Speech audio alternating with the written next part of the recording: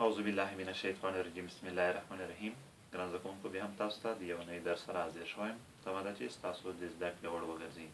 په تېرو دوو درسي ویډیوګانو کې مو د قایم الزاویه مثلثونو اړوند دوه قضیې لوستلې وي. نن غواړم د هغوی اړوند دوه مثالونه تاسو ته وړاندې کړم.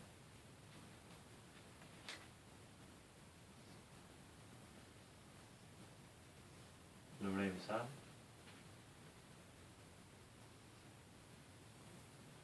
یو قایم الزاویه مثلث په پام کې نیسو.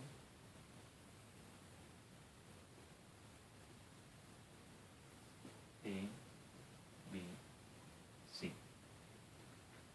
په دې کې موږ د ثبوت په خاطر دلته د AC پر وتر باندې یو ټکی ږدو. د دې ټکي څخه BC او AB زولو ته موازي خطونه رسم کوو. دا زموږ د ترسیم مرحله ده. دې ته نومونه ورکوو: E D F. زموږ مطلوب په دغه ځای کې دا دی چې آیا د A B C مثلث ورته دی د E C D مثلث سره. فرضیه باید په یاد ولرو چې زموږ فرضیه دغه شوه چې د ED خط موازي دی د AB خط سره، همدغه شان د DF خط موازي دی د EB خط سره.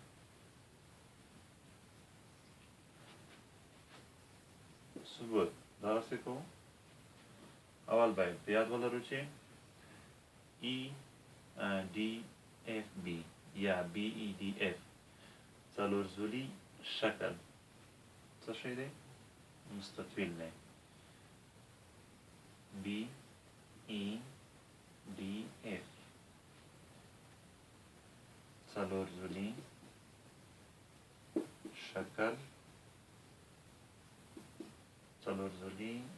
شکل څه شی دی؟ مستطیل دی. ولې چې دوه په دوه مخامخ زولې موازي او مساوي دي. اوس په ABC او ECD مثلثونو کې دغسې وایو چې C زاویه مشترکه ده. C زاویه مشترکه ده، نو ځکه دواړو مثلثونو کې مساوي ده.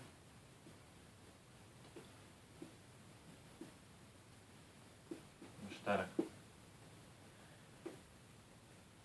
بله خبره دا چې موږ په فرضیه کې یادونه کړې وه. ED خط موازي دی د AB خط سره. کله چې دا خطونه سره موازي شول، نو دلته د CB خط د دغو موازي خطونو لپاره متقاطع خط دی. موږ ویلی دي چې هر کله دوه موازي خطونه د یو خط پر اساس قطع شي، نو مساوي زاویې ترې لاسته راتلی شي. دا چې دلته EDFB یا BEDF څلورزولي شکل مستطیل دی. په مستطیل کې ټولې داخلي زاویې قایمې وي یا 90 درجې وي، نو بنا پر دې د دې بهرنۍ زاویې به هم 90 درجې وي. په دې اساس موږ ویلی شو چې دغه دوه زاویې چې دغه د کوچني مثلث مربوط کیږي او دغه زاویه بیا د لوی مثلث یا د ABC مثلث مربوط کیږي سره مساوي دي. نو موږ لیکلی شو چې B زاویه مساوي ده د E زاویې سره، ځکه چې دواړه قایمې دي. هر کله چې په دوو مثلثونو کې دوه زاویې سره مساوي شي دریمې زاویې په خپله سره مساوي کېږي او زولې متناسبې په خپل منځ کې هر کله چې په دوو مثلثونو کې زولې متناسبې شوي نو ویلی شو چې دا مثلثونه په خپل منځ کې سره ورته دي نو ځکه لیکلی شو چې ABC مثلث ورته دی د ECD مثلث ښه هیله ده چې په دې مثال باندې پوه شوي وئ بیا هم کله چې تاسو سره د مثال په مورد کوم سوال پیدا کېږي کولی شئ چې موږ سره یې شریک کړئ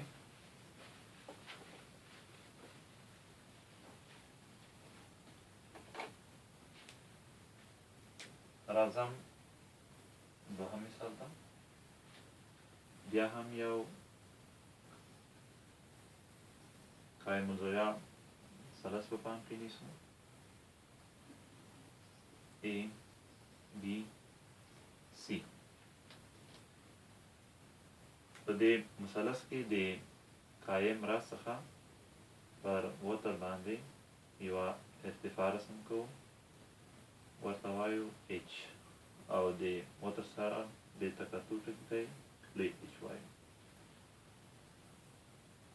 که چیرې د CH ټوټه خط ته R وایو HB ټوټه خط ته S وایو په داسې حال کې چې د R اندازه یا د CH ټوټه خط اندازه 4 سانتي متر راکړل شوي وي او د HB یا S اندازه 9 سانتي متر راکړل شوي وي نو په داسې وخت کې به د دې قایم الزاویه مثلث ارتفاع څومره وي ډېر ساده د قایم الزاویه مثلثونو په دوهمه قضیه کې موږ ویلي وو چې په هر قایم الزاویه مثلث کې د ارتفاع مربع مساوي کېږي پر وتر باندې د رامنځته شوو ټوټه خطونو د ضرب حاصل سره هغه مفهوم تاسو یوه بیا یادوري کوم دلته AH مربع مساوي کېږي CH ضرب HB AH مربع یعنی H مربع مساوي CH یعنی R ضرب HB یعنی S H مربع به مساوي شي R څو دی 4 سانتي متر ضرب S څو دی 9 سانتي متر H مربع به مساوي شي 4 ضرب 9 څو کېږي 14 سانتي متر ضرب سانتي متر سانتي متر مربع دواړه طرفونه د مربع د زر لاندې نیسو ځکه چې د H درجه څو ده 2 ده